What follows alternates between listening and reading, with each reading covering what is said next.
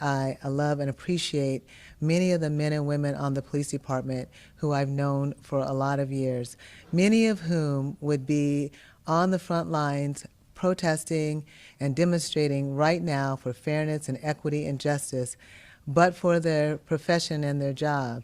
So we find ourselves in this really surreal position where those of us who really want to have fairness and freedom and justice, people like myself, are now the target of complaints of brutality and other issues.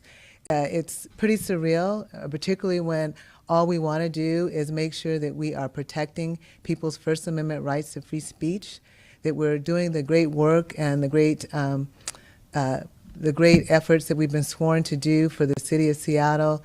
So I find myself in this really precarious spot where I myself have been the subject of microaggressions and bias and other issues, now being the target of folks who think I perpetuate that and that the men and women of the organization perpetuate that, when, you know, generally it's just simply not true.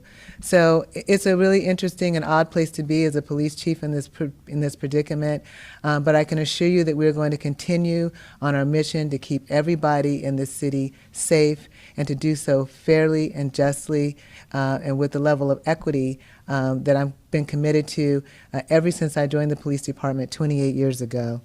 Again, I want to start by saying that the Seattle Police Department is committed to protecting people's First Amendment right to free speech. Our goal is to have absolutely no conflicts. And unfortunately, we're not able to meet this goal. We haven't been able to meet it on several occasions this week. But it is of paramount importance that we meet peace with peace. You know, my family is out there at 11th and Pine on many nights, also joining the demonstration. So I definitely want, on a personal level, to make sure that we have peace with all of the demonstrators who are at the scene. I also need to be honest with you. The standoff situation at the East Precinct is like nothing I've ever seen before. The East Precinct has become a dangerous flashpoint for our community members in many cases and for our officers. And nothing, absolutely nothing concerns me more than the potential of threats of violence and for threats against those peaceful protesters who have been affected by, you know, for one, the deployment of the OC and deployment of our blast balls. And I'm sorry for those who came there to demonstrate peacefully, to exercise their First Amendment free speech. I'm sorry that that deployment has affected you. I expect a proportional response to any action from the crowd. Our policies and our training explicitly state that force must be reasonable, it must be necessary, and it must be proportional. And that is my expectation. And so we'll be reviewing. I know many people are concerned about the proportionality of the force that has been used. So we'll be reviewing every single aspect of that. You'll probably hear more about what's to follow from the mayor. But we definitely want to make sure that we are acting in proportion to whatever we are confronting on the lines. And no one is more committed to making our department better, to continuous improvement, continuous examination, and continuous innovation, and building community trust and not tearing it down. But our situation on Capitol Hill and at 11th and Pine, it has been different. Last night, protesters moved the barricade, which is our fencing that we had at 11th, repeatedly, even as we asked them not to do so. And then bottles and other incendiary devices were thrown at the officers. 6 officers were injured, and 2 were hospitalized. The situation was tenuous at best, and pepper spray and blast balls were deployed, but no tear gas was deployed. After 30 minutes or so, the barricade was moved back to the previous location. I want to take this opportunity to thank the community members who were in the crowd who helped de-escalate last night. I know that the vast majority, and we say this multiple times, the majority of protesters are peaceful, but there are bad actors in the crowd in an organized effort from some of them to incite violence. I have been in touch with a lot of folks across the country talking about some of these issues that are consistent in police agencies across the nation. For example, I talked to Chief Resch from Portland, who also is concerned about the safety of her officers in their facilities and have erected fence lines to make sure that they're able to keep the demonstrators and the officers safe. Also, we've heard from the FBI that there are pockets of the country where people are being very intentional and deliberate and organized with attacking both government facilities and police facilities. Moving forward, I will be adding additional ways that we can de-escalate the situation on Capitol Hill. Tonight, I can tell you we are making the following changes. We believe that the barriers are necessary still at this time. But that said, we want to minimize our police posture, significantly reducing the number of officers that are both on the line and in the immediate area, and removing some of the protective gear that we've had on, that we were wearing, I should say, that really caused people some concern. The National Guard is available, but will not be deployed on the front lines unless the situation deteriorates to the point that they're needed.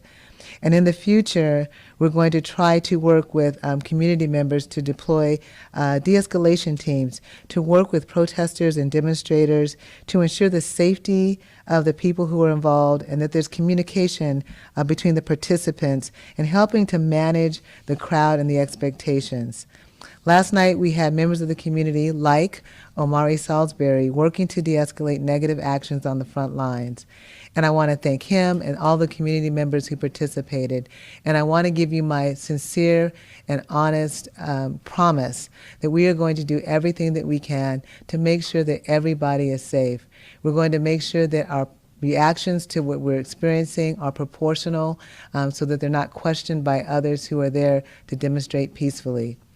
Thank you very much.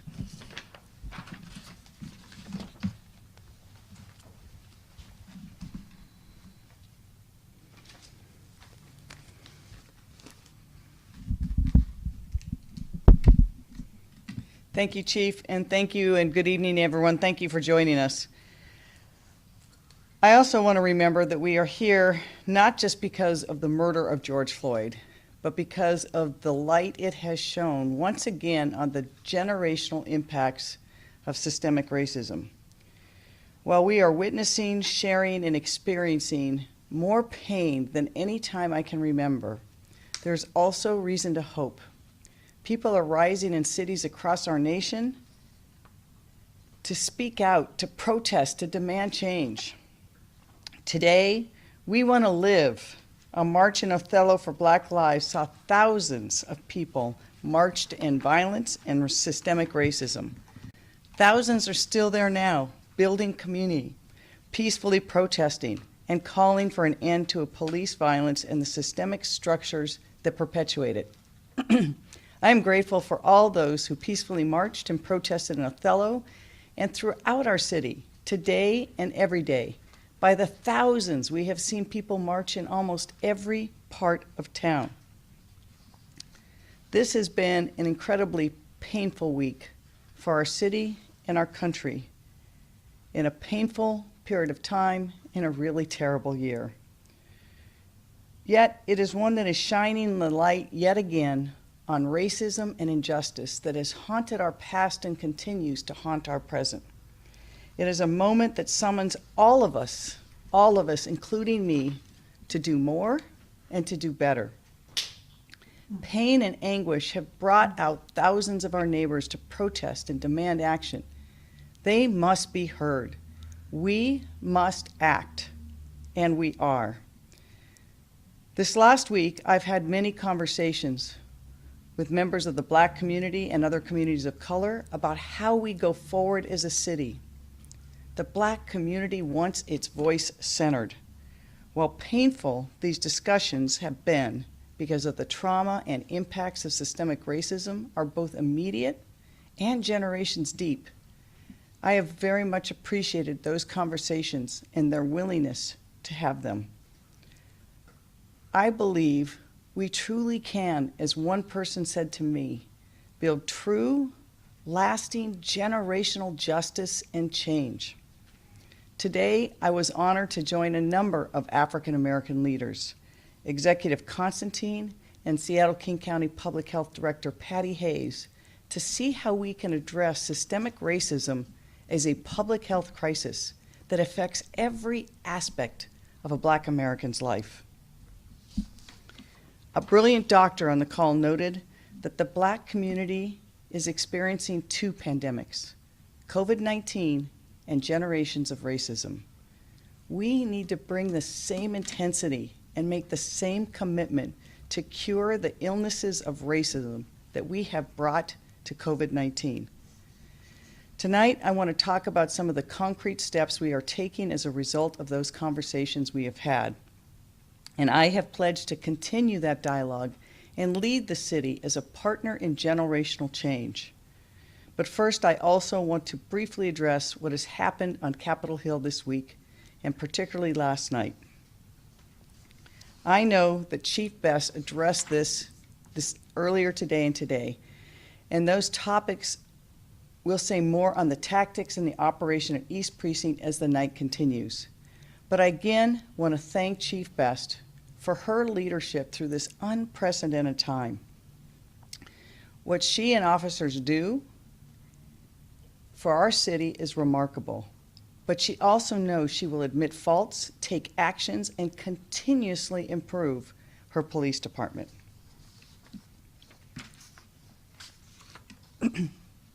Yesterday, we saw an all too familiar pattern. Demonstrations outside the East Precinct remained peaceful for hours, until the situation devolved in the late afternoon and in the evening. Since last Saturday, Chief Best and I have had so many conversations every day about reducing tensions, de-escalating, and demilitarizing our posture, and removing barriers on downtown and on Capitol Hill. Each day, she and the Seattle Police Department have changed tactics and operations to try to adjust to what they saw. As I said on Tuesday, use of force must be rare, it must be necessary, and it must be proportional. And like everyone in our community, we know that was not the case. Not only this week, but in cases before. Based on the best assessment of Chief Best, in part because of specific information from the FBI about threats to the East Precinct or police buildings here in Seattle, they concluded that removing the barrier would jeopardize the safety of the public and the community, especially considering there are approximately 500 residents that live in that block. From briefings with the chief, I was informed that some demonstrators last night were pushing against and moving the barricades forward. Some were throwing projectiles. Several officers were injured. While that is counter to being peaceful, SPD's response needed to be better measured. While the accountability system will review all of the facts, the response seemed too quick to escalate, and too quick to deploy flashbangs, pepper spray, and the deployment of the National Guard. The officers have been working long hours under difficult conditions, but de-escalation should be the #1 priority for the department and for the deployment of flashbangs before using every tool to de-escalate. That's what we have to do to reflect the commitment of the Seattle Police Department. De-escalation is critical in every interaction officers have, from individual actions to crowd management, particularly now at this time in our country when it feels like the national politics slides even further towards a despot. Our local government must be different. We must serve the people. And our policing must reflect this. I want to be clear with you, as I have been with the chief, what my expectations are for the police department. And they're not just my expectations. They're the expectations of our community, and frankly, the expectations and core values that are embedded in SPD's policies and officers' training. Most importantly, I know they're the core values of Chief Best. As U.S. Attorney, I investigated SPD 10 years ago because of the unconstitutional use of force. And as mayor, it is now my job to the Seattle Police Department to make sure it is committed to a culture of continuous and transparent reforms. My commitment has never been deeper to reforming the department, because mayors come and mayors go, but cultural reform is what is most enduring. We have an actual opportunity to build on the lasting systemic changes that can transform policing and the department. SPD must be a department that leads with de-escalation and does not use force unless it is absolutely necessary. They have changed so much in the 10 years, but we must continue to improve, and particularly as we've seen this week with crowd management.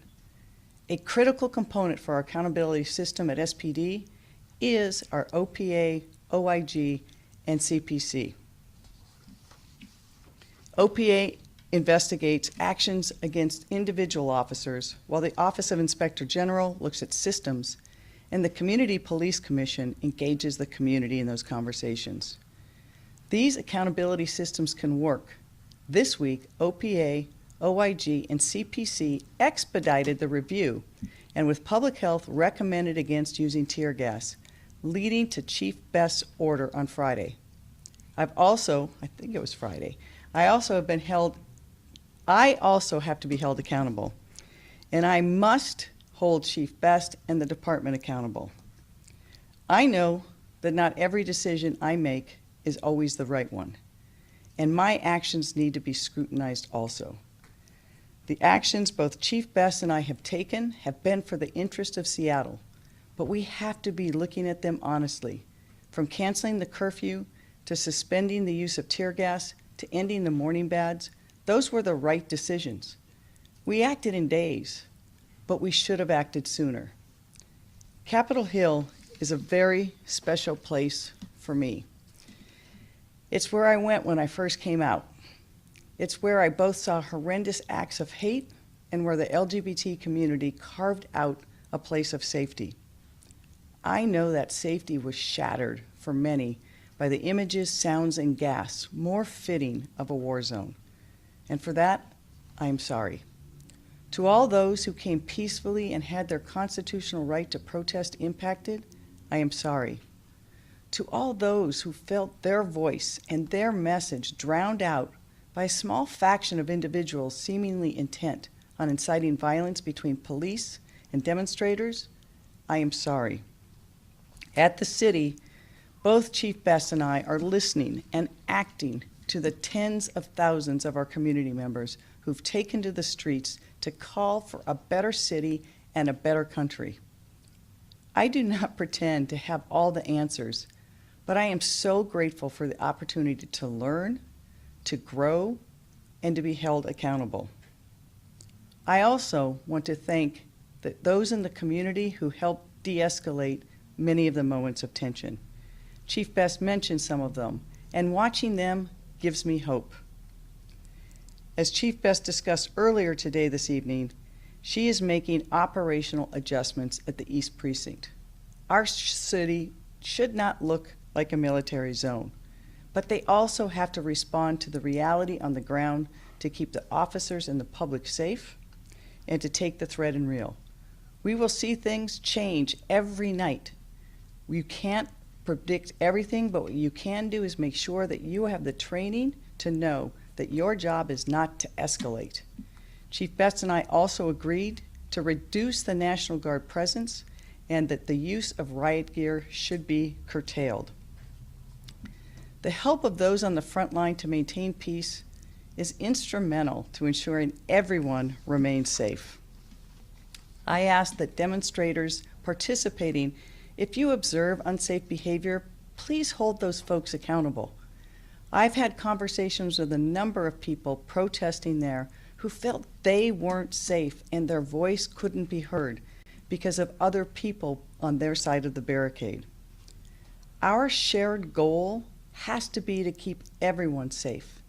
We also have an obligation at this time to not let the message, not let the narrative, not let why we are here be drowned out. I want to center our discussion and remember and honor George Floyd, who was murdered by police in Minneapolis, and whose unjust killing jump-started this national reckoning with police violence and systemic racism.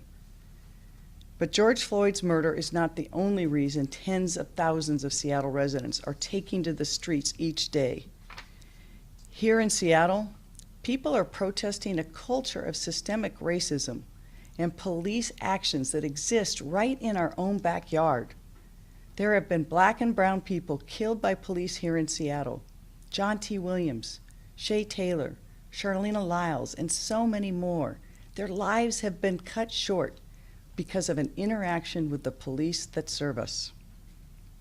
Those killings remind us of the profound injustice of how they were failed by the city and the systems. In Seattle, we have to do so much more. And our communities are also protesting the city's management of the demonstrations. They're protesting a culture that can use force before de-escalation, and they're protesting a government and a culture that perpetuates systemic inequities that impact people of color, particularly Black Americans. People are rightfully protesting how we can be better as a city and make real changes. I want to talk a little bit about what we've been able to do so far on the conversations we've had.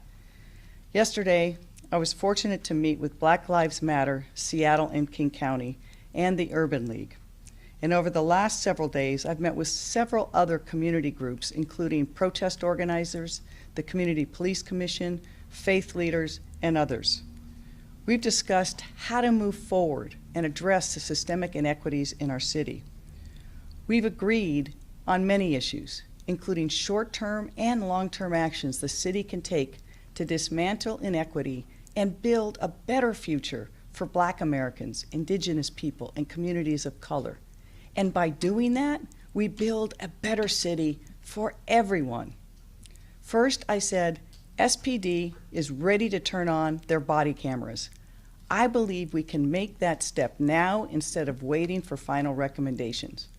I will issue an emergency order tomorrow and send it to the City Council requiring that officers have their body cams turned to on record during demonstrations. Now, I've heard the public trust and confidence is broken and people want the body cameras on to provide additional accountability. I also understand the issue has complex privacy issues that many have spent time addressing.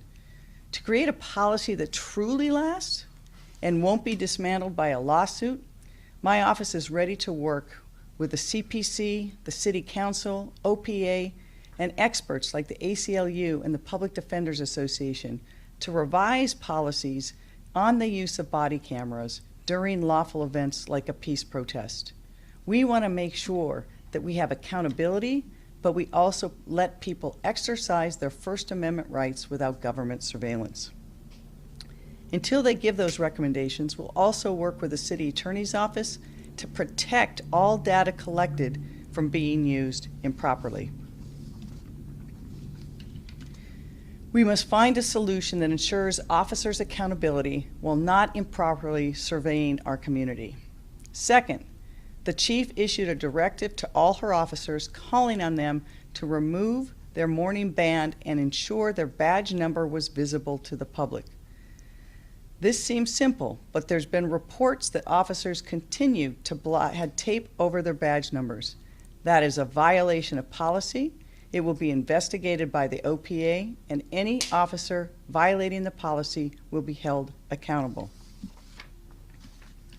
Third, City Attorney Pete Holmes has agreed to withdraw the city's filing to end the sustainment period under the consent decree, so that we can go back to the court after evaluating SPD's response to these demonstrations and basing that on deep engagement and the reflections of OPA, OIG, CPC, and the community voice. Fourth, we've asked our civilian independent police accountability partners, OPA, OIG, and the CPC, as well as the DOJ and the Federal Monitor, to examine all of the current SPD policies regarding crowd management. This includes evaluating recent events and the need or the failure to de-escalate. Over the next 30 days, they are reviewing whether to permanently ban tear gas and make any other recommendations to de-escalate or use less lethal crowd management tools. If they need more time, that will be extended. Fifth, the Seattle Police Department will be updating their policies this week to succinctly and clearly reflect the best practices for use of force concerns we've heard from the community related to the 2016 Campaign Zero National Policy Survey. This includes the city's current ban on chokeholds, firing a weapon at a moving vehicle, and exhausting all options before using force. This will further restrict the use of excessive and deadly force. 6. As I said Friday, I believe there should be an independent prosecutor at the state level for investigations and prosecutions of any police officer or other state actor who commits deadly force. This is in addition to the investigations conducted currently under I-940 and our accountability system. 7th, I'm having conversations with Chief Best and the governor about scaling back the presence of the U.S. National Guard and reassigning some of them to continue assisting in the city's food security efforts related to COVID-19. I'm very grateful for their service, but Seattle wants to soon see the day where we don't have soldiers on our street. 8th, protesting and demonstrating are not crimes, and I have been clear from the outset that no one should be arrested or have charges filed against them for peacefully protesting or for violating the temporary curfew when we had it imposed. City and county prosecutors can ensure this is the case. I want to talk a little bit about our budget process. The advances we've made today are the beginning. We must address the systemic barriers that pervade our society. Our collective failure to address racism and inequality isn't just in the area of policing in America.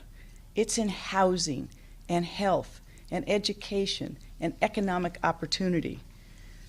We are going to be even more intentional in investments that will make a difference in the lives of people of color in our city, support resilient communities, and undo systemic and structural racism. This work must be and will be guided by the community. True public safety doesn't come from police and police reform. True public safety means that everyone, regardless of their background, has the opportunity to build a better life without fear for themselves or their loved ones, and has access to the services they need: healthcare, affordable housing, education, jobs. Over the last 2 years, we've created programs like the Seattle Promise, Orca Opportunity, and the Seattle Promise Job and Career Pathways to help Seattle young people, particularly young people of color, reach their full potential. We've built more affordable housing than ever before, but more needs to be done.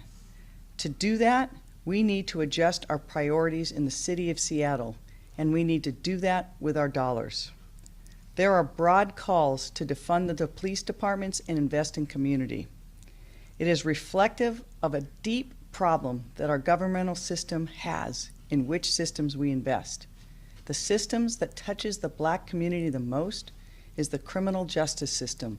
That's where we invest our money. That needs to change.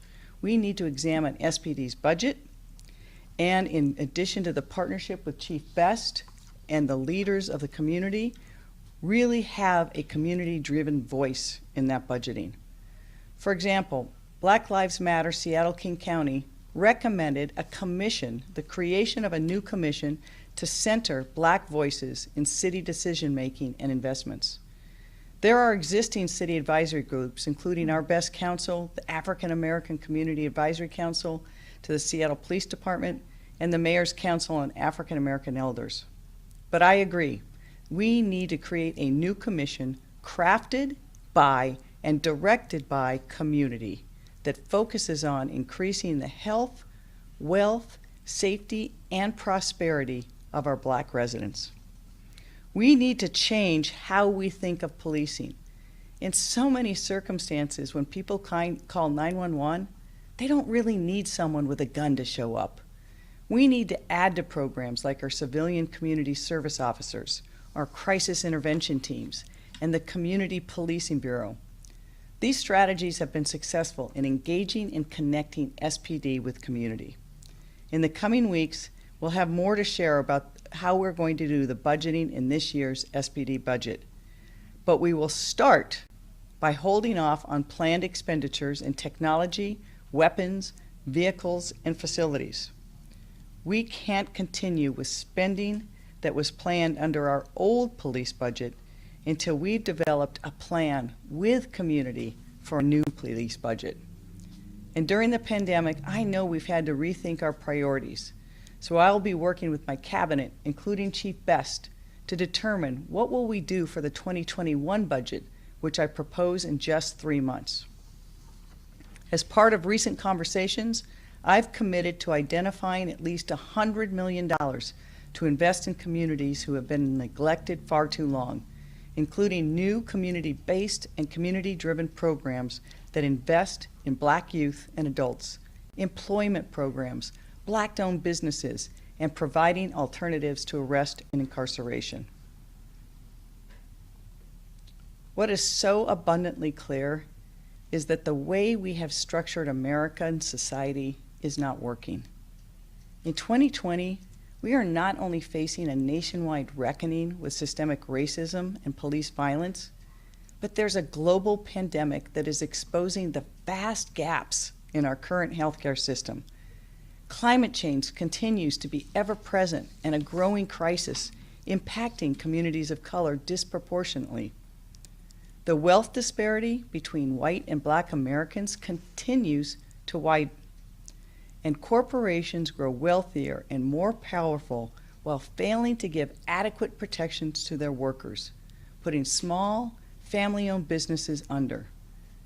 We're at an inflection point in our country's history. I've always believed that Seattle leads the way in showing how to build a better, more progressive future.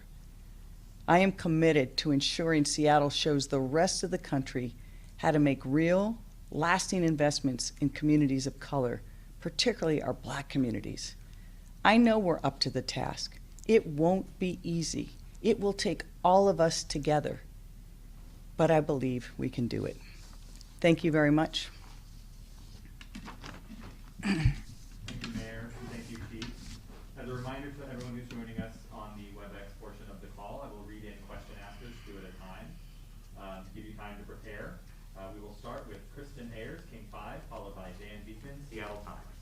Kristen, the floor is yours. All right, I'm going to ask. Can I ask for your reaction from hearing from Councilmember Sawant? She criticized the response to the protesters and then also urged your resignation, your response to that. I'm not going to get distracted by political ploys, and I heard that really clearly from all the communities groups I've been talking to, including yesterday. It is imperative that we not let this moment in American history get drowned by politics as usual, and I won't let it happen. Thank you, Mayor. Our next question will be from Dan Beekman, Seattle Times, followed by Hannah Scott, Cairo Radio. Dan, the floor is yours. Thank you. Regarding the budget, just to make sure we understand what you meant by the $100 million, Mayor, was that $100 million reduced in reductions from SPD's budget invested in other programs outside SPD? Or if not, what was that? No, until we do the whole review, I don't know how much SPD's budget will be cut. But in total, there will be $100 million in the budget found, if that makes sense, Dan. Thank you, Mayor. Our next question will be from Hannah Scott, Cairo Radio, followed by Jonathan Cho, Como News. Hannah, the floor is yours. And if you could have them, whether it's for me or the chief. Yes, Mayor. Okay. As a reminder to everyone, Hannah, I apologize. I think I unmuted the wrong feed. Please identify who your question is for to give the Mayor and Chief Best time to reorient themselves and maintain good social distance. Hannah, the floor is yours. Yep. Thank you. And this question would actually be for the mayor or for Chief Best. I'm curious for your thoughts, not looking to distract on the issue at all, but we had several state lawmakers precinct last night speaking out along with protesters. Wondering if you feel that is helpful or hurtful to the situation. Look, I think that First Amendment rights are really important for everybody. But I would hope that leaders come together and rather than, I think their most important thing is to come and try to de-escalate and try to assist this city to get through things rather than just posture.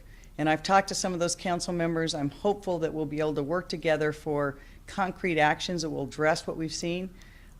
Council members feel deeply about this. They have responsibility in this area. I will continue to work with them and talk to others. But I think it is really important in this moment that everybody work to de-escalate, not escalate the situation. We know, for example, tonight, there is likely new ways people will get over the barriers and the police will have to respond. It is a very, very fluid situation there every night.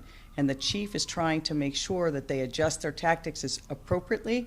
But when we saw what we saw last night, we had to speak so the Seattle knows that there was too much escalation, too quickly, disproportionate use of force that impacted protesters who were there peacefully exercising their First Amendment rights. Thank you, Mayor. Quick note for everyone on the call, Chief Best had to step out, so if you have questions for her, please email our EOCPIO or SPD directly. Our next question will come from Jonathan Cho, Como News, followed by Jason Rantz, KTTH. Jonathan, the floor is yours. Mayor, Councilmember Sawant claims you have mishandled the protest response. How would you grade your performance so far? Please tell us what you feel like you've done well and where you need to improve. I think I touched on the things that I thought that we need to improve. I think there's some things that, while it only took days, we should have done quicker.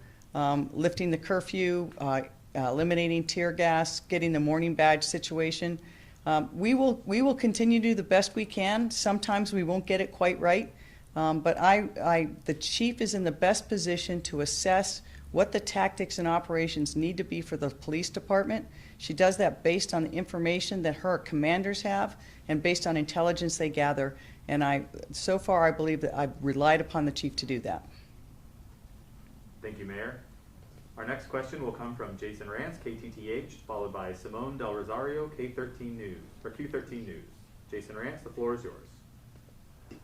So, two brief questions. If the council tomorrow votes to ban chemical weapons or crowd control devices, what realistically are officers supposed to do if there are situations where they need to disperse the crowd? And number two, I've been hearing from a lot of police officers who are hearing some of the language, not just coming from the protesters, some of them asking cops to kill themselves, but also some of the language coming from the council members themselves. Obviously, last year there was an issue with staff retainment. Do you fear that this is going to lead to officers leaving? Do you feel something might happen to the morale? So I think this week has been really exhausting for everybody in Seattle. It's been exhausting for those officers on the front line. It's been tiring for others. And I think that it is the obligation of every elected official to hold everybody accountable, but to also try to de-escalate instead of escalate the situation. We don't need more division, we need more solutions. We also have to be very mindful that the more we focus on something other than why we are here, how we can improve the lives of Black Americans, I think that we are not doing what we need to do at this moment in American history. Thank you, Mayor. Our next question will come from Simone Del Rosario, followed by Simone Alicea, KNKX. Simone Del Rosario, the floor is yours. Thank you, Mayor. My question is about the OC gas canisters that were used. It's my understanding that the intent behind banning tear gas was to stop indiscriminately gassing people and neighborhoods, but health experts at the top level say that OC gas canisters act the same way. You can't target them in the same way that you target pepper spray. So is it a technicality that the police department is still using this method, which is indiscriminate? And will you consider wrapping that in with a tear gas ban as well. I wish Chief Best were here to describe that because I don't know the full answer to that, the differences. I do know that we asked OPA and OIG to review all of the tools and techniques for our crowd management, including the use of OC canisters and OC spray. The only thing they came back and asked us to immediately stop was the tear gas. That's where they had the greatest concerns, they in public health, so that's the decision we decided to make. But we'll have Seattle Police Department follow up with you on that question. I believe the two operate very differently, but I don't know for sure. Thank you, Mayor. Our next question will be from Simone Alicea, KNKX, followed by David Croman, Crosscut. Simone Alicea, the floor is yours. Thank you. Mayor Durkan, we already knew that there were going to be budget cuts because of the COVID-19 pandemic. Could you outline a little bit more, to what extent is the shifting going on a reality of the pandemic, and to what extent is it actually a response to the calls from protesters to deal with the public safety budget and the police budget? You'll see both. We had already prepared our 2020 balancing plan, which was to be presented to council this week. It will not reflect all of the adjustments we think we need to make based on some of the issues we've had raised by protesters, as well as our commitment to say we need to make sure we can invest everything we can into these healthy communities. And so you will see both of those things this week and in the coming days. But we really want to make sure that as we do this budgeting process for 2021, which is for next year, that we center it on the experiences that we're talking about, and we have a conversation with community on where those investments are going to be the best, and how do we get those investments to the community-based organizations themselves who know their communities, know their needs, and know best how to improve the health of those communities. Thank you, Mayor. David Croman from Crosscut, you will be next, but I would like to pause just one moment. Chief Best has walked back into the room and would like to clarify. Oh. I just wanted to make one quick clarification about the morning bands. They're not banned, which is an interesting way of framing it. But we do allow the wearing of the morning bands, but they are required to have them positioned so as a badge number or serial number is showing. So if they see a person with a morning band on, they still should be able to see the badge number to be present on that band. Just want to make sure that was clarified for people. And I actually am going to take off because we have operational issues to work through right now. So thank you very much. Thank you, Chief. Thank you, Chief. Our next question will be from David Croman, Crosscut, followed by Deborah Horn, Cairo 7. David Croman, the floor is yours. Is Chief Best available for a question, or has she left again? I'm sorry she left the building, but we'll try to follow up with you, David. If you want to ask it, we'll get it answered for you. Okay, well, I'll ask something else. The Minneapolis City Council said that it intended to basically tear down and rebuild its whole police department. Would you entertain sort of conversations like this? And can the Seattle Police Department continue? Can it be a successful department structured the way that it is? I believe it can. That's basically what we did through the federal consent decree. We tore it down and rebuilt it around all uses of force. But we road tested a lot of those policies in the last week and 2 weeks. We now know where we need to make changes in the area of crowd control. So that's why we're looking to the federal monitor, OPA, and OIG to help us on that. In Minneapolis, they've not been through any process like that before. And often, the 3 instances I know where that's occurred, it's occurred in lieu of a consent decree process. Thank you, Mayor. And our next and final question will be from Deborah Horn, Cairo 7. Deborah, the floor is yours. Thank you so much, Mayor. We appreciate being able to talk to you today. You said that you are not going to be distracted by the calls that we have heard quite loudly from Shamla Sawant that you resign, but then you said you've spoken to some council members. Have you spoken to her, and are you concerned that she says if you don't resign, she will introduce articles of impeachment so that the council will vote you out of office? I've not spoken with her, and I'm not concerned. Thank you, Mayor. That concludes the Q&A portion of today's press conference. have time right now if you would like to say a few closing words, Mayor. Again, I just want to thank, I have been able to, in many ways, to see real time what's going on Capitol Hill through so many live feeds from protesters, residents, and the like. I know it's been a really hard time on Capitol Hill, particularly for the people who live there or the people that consider that their community. We are going to be working very hard to restore the trust of community, but this is going to be tough time. I met with African American leaders today who themselves felt like those 2 blocks in Capitol Hill had become almost a tipping point where their message, the things they were concerned most about, were being drowned out. I had a number of African American leaders describe how they went to the protests and left because they did not feel safe themselves from some of the activities of other protesters. I really want to urge people, we can speak up, we can speak loudly, we can disagree with each other, but we should do it peacefully. And please, to the people who are going there trying to start a fight with police, unfortunately you've been too successful, but we need people on both sides of those barricades to do more. It is the police job to de-escalate every time. They did not do the job like they should have, and Carmen Best is holding them accountable and trying to work with them to do that. But we as a community also have to hold each other accountable and to speak up and to make sure that if you see people who are doing things that are violent, that you help stop that as well. I talked to one of the people who was there who's been live streaming a lot, who himself was injured last night because he was trying to de-escalate a situation and the people accused him of working for police. He's lived in Seattle for years, well known in the Central District.